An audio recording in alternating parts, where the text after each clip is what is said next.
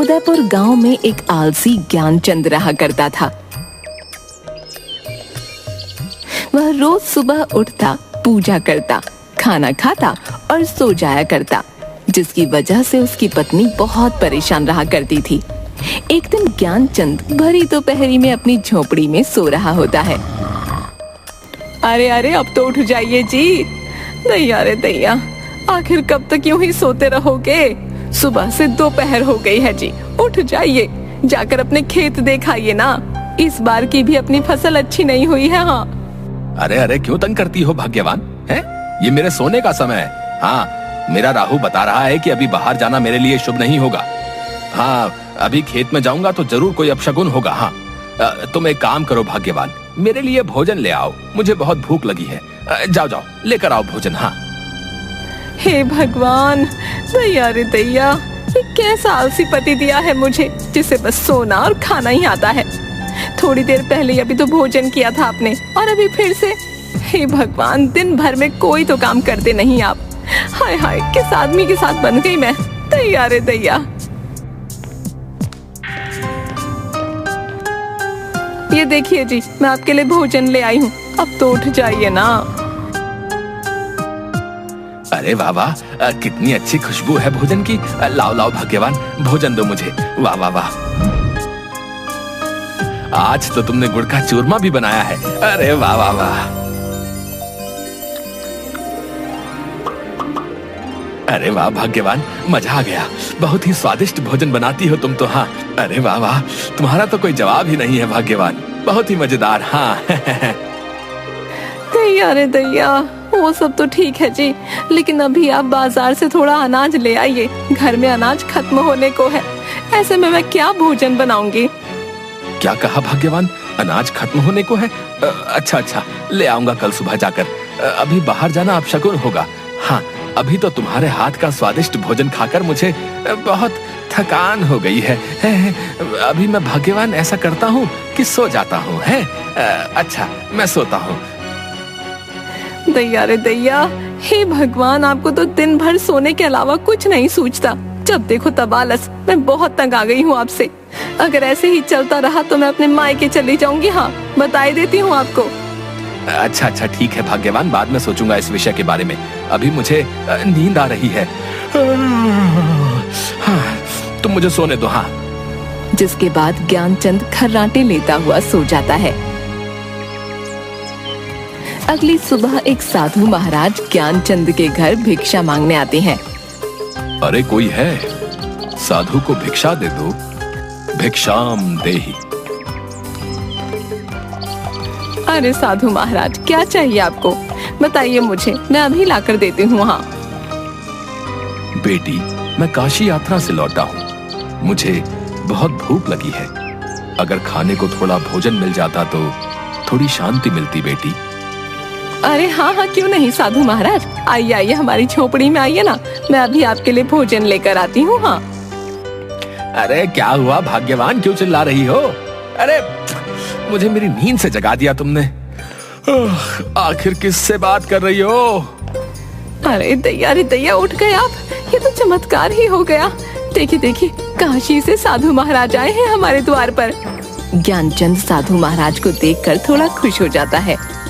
अरे अरे, माफ कीजिएगा महाराज जी, आइए आइए, आप अंदर आइए। वाह वाह वाह वाह, सुबह सुबह आपके दर्शन पाकर तो मैं धन्य ही हो गया। हाँ। जिसके बाद साधु ज्ञानचंद की झोपड़ी में आकर बैठ जाते हैं। अरे भाग्यवान, जल्दी से महाराज के लिए भोजन लेकर आओ। जाओ जाओ जाओ, जल्दी जाओ, जल्दी से लेकर आओ। जाओ जाओ।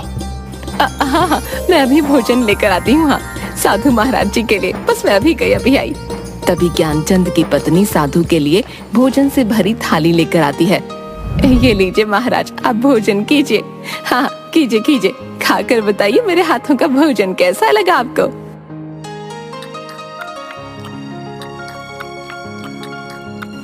अरे वाह वाह, बहुत ही स्वादिष्ट भोजन था। मेरी तो आत्मा ही तृप्त हो गई बेटा। सच में तुम्हारी पत्नी के हाथों में तो मां अन्नपूर्णा का स्वाद है। बेटी बहुत खूब, मैं बहुत खुश हुआ। इसलिए तुम कोई भी मुझसे एक इच्छा मांग सकती हो। तभी ज्ञानचंद ये सुनकर खुश हो जाता है। क्या सच में महाराज आप मेरी एक इच्छा पूरी कर सकते हैं? अगर ये सत्य है महाराज तो मुझे वरदान दे दीजिए कि मुझे जीवन में कभी कोई कार्य ना करना पड़े महाराज। मैं पूरा जीवन आराम करके ही बिताना चाहता हूँ। हाँ। ये बात सुनकर साधु महाराज थोड़ा हैरान हो जाते हैं। ये तुम क्या बोल रहे हो बेटा? ये मनुष्य जीवन है। मनुष्य को अपना जीवन व्यतीत करने के लिए अपने दैनिक कार्य तो करने ही पड़ते हैं। तुम्हारी ये इच्छा सृष्टि के नियम के विरुद्ध है बेटा। महाराज आपने कहा ना कि आप मेरी एक इच्छा पूरी कर सकते हैं, तो मैंने आपको अपनी एक इच्छा बता दी महाराज। अगर अब आपने मेरी इच्छा पूरी नहीं की तो यह आपके बोले गए शब्दों का अपमान होगा महाराज। हाँ। तभी ज्ञानचंद की ये बात सुनकर साधु थोड़ा सोच में पड़ जाता है। अच्छा तो ठीक है, अगर यही बात है तो हम तुम्हारी ये इच्छा अवश्य ही पूरी करेंगे। अब हम अपने शब्दों को वापस नहीं ले सकते हैं। हम तुम्हारी ये इच्छा अवश्य ही पूरी करेंगे।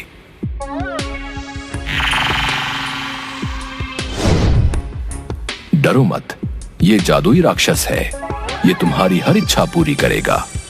तुम्हारी इच्छा है कि तुम जीवन में कभी कोई कार्य न करो, तो ये जादुई राक्षस तुम्हें कोई कार्य नहीं करने देगा। तुम्हें जो भी कार्य करवाना होगा ये जादुई राक्षस कर देगा। लेकिन याद रखना, इस जादुई राक्षस को तुम्हें हमेशा किसी न किसी कार्य में ही व्यस्त रखना होगा, क्योंकि जिस दिन इस राक्षस के पास करने को कोई कार्य नहीं होगा ये तुम्हें ही खा जाएगा।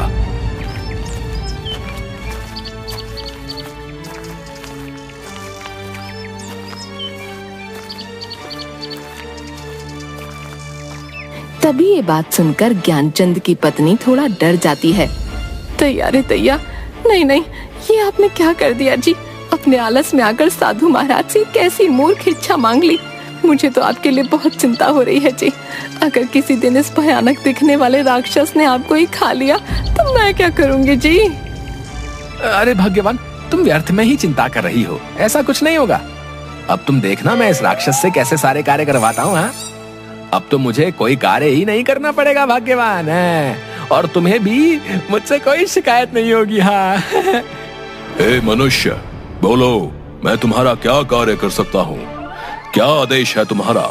जल्दी बताओ, वरना मैं तुम्हें ही खा जाऊंगा। हाँ। जाओ जादुई राक्षस, बाजार जाकर अनाज की बोरियां ले आओ। जाओ जाओ, घर में अनाज की बोरियां नहीं है। हाँ हाँ ठीक है, अभी जाता हूँ, लेकर आता हूँ अनाज की बोरियां। और वह राक्षस अचानक से गायब हो गया और तुरंत ही अनाज की बोरी ले आता है, जिसे देखकर ज्ञानचंद और उसकी पत्नी हैरान हो जाते हैं। तैया रे तैया, अरे जादुई राक्षस, तुम इतनी जल्दी अनाज की बोरी ले आए? मेरी तो कुछ समझ नहीं आ रहा। मैं कोई साधारण राक्षस नहीं हूँ, बल्कि एक मायावी राक्षस हूँ। इसलिए जो भी तुम मुझे कार्य करने को दोगे उसे मैं अपनी मायावी शक्ति से पल भर में ही कर दूंगा। अब बताओ और क्या कार्य करना है, वरना मैं तुम्हें ही खा जाऊंगा। ज्ञानचंद थोड़ा सोच में पड़ जाता है। अच्छा अच्छा ठीक है, तुम यहाँ से मेरे खेत में जाओ और जाकर सिंचाई कर दो। जादुई राक्षस, जाओ जाओ। ठीक है, मैं तुम्हारे खेत की सिंचाई करके अभी आया। दैया रे दैया, सुनिए जी, मुझे तो बहुत डर लग रहा है। ये जादुई राक्षस तो सच में बहुत भयानक है जी। अगर सच में इसने आपको कुछ कर दिया तो? अरे भाग्यवान, तुम देख रही हो ये कितनी जल्दी मेरा बताया हुआ कार्य कर देता है। देखो, अगर ये मेरे साथ रहा तो मैं सदैव आराम से जीवन व्यतीत करूंगा। हाँ, तुम चिंता मत करो, ये मुझे कुछ भी नहीं करेगा। हाँ, मैं हमेशा ही इसे कोई ना कोई कार्य देता ही रहूंगा। हाँ। तभी वो राक्षस फिर से आ जाता है। हे मनुष्य, मैं तुम्हारे खेत की सिंचाई कराया हूँ। तुम्हारे खेत की सिंचाई करके मुझे बड़ा ही आनंद आया, लेकिन अभी मुझे बहुत जोरों की भूख लगी है। जल्दी से मेरे लिए भोजन का प्रबंध करो, वरना मैं तुम्हें ही खा जाऊंगा। अरे नहीं नहीं जादुई राक्षस, तुम क्या बोल रहे हो? इन्हें कुछ मत करना, मैं अभी तुम्हारे लिए भोजन लेकर आती हूँ। हाँ। तभी ज्ञानचंद की पत्नी राक्षस के लिए खूब सारा अलग अलग तरह का खाना लेकर आती है। सारा भोजन चटकर जाने के बाद और भोजन लेकर आओ, जाओ मुझे और भूख लगी है। जाओ मेरी भूख शांत करो। ज्ञानचंद और उसकी पत्नी दोनों ये सुनकर दुखी हो जाते हैं। अरे अरे, पूरे घर का राशन तो खा गया ये जादुई राक्षस। आखिर अब कैसे शांत होगी इसकी भूख।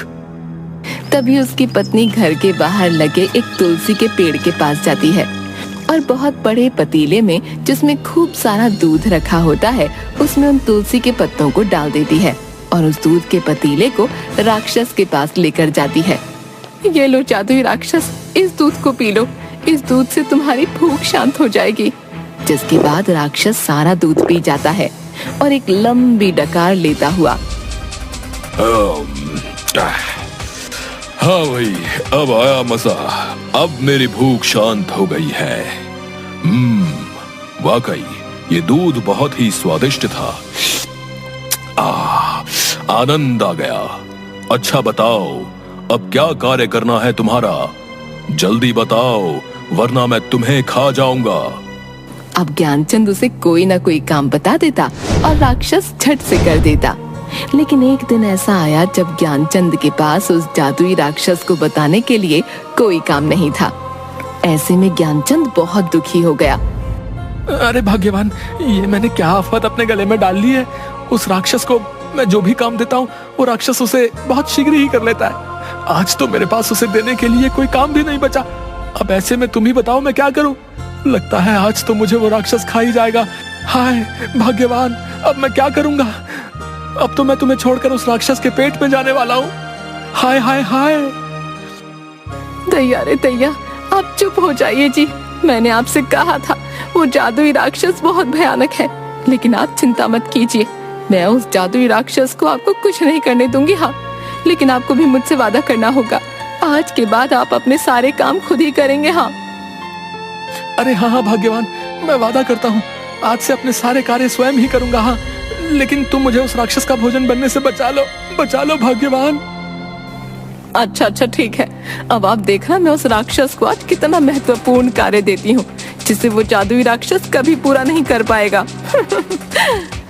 तभी वहाँ पर राक्षस आ जाता है और ज्ञानचंद से, हे मनुष्य, बताओ मुझे आज क्या कार्य करना है।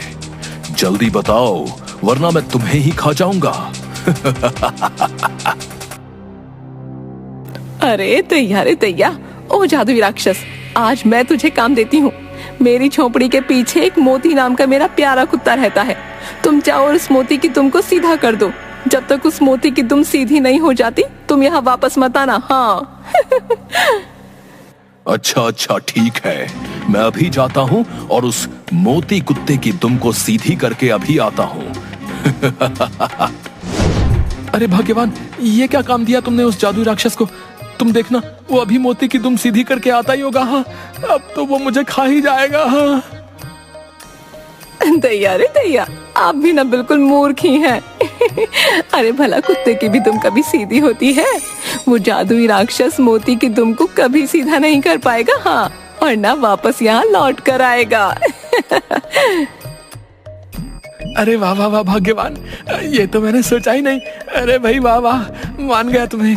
क्या दिमाग लगाया तुमने भाग्यवान। हाँ भाग्यवान, बहुत ही अच्छा। हाँ, अब वो राक्षस वर्षों तक कभी मोती की दुम को सीधा नहीं कर पाएगा। हाँ। जिसके बाद अगले ही दिन से ज्ञानचंद अपने सारे काम खुद करने लगा, किसी आलस के बिना। और उधर जादुई राक्षस मोती के पीछे उसकी दुम को सीधा करने के लिए कई वर्षों तक यूं ही भागता रहा।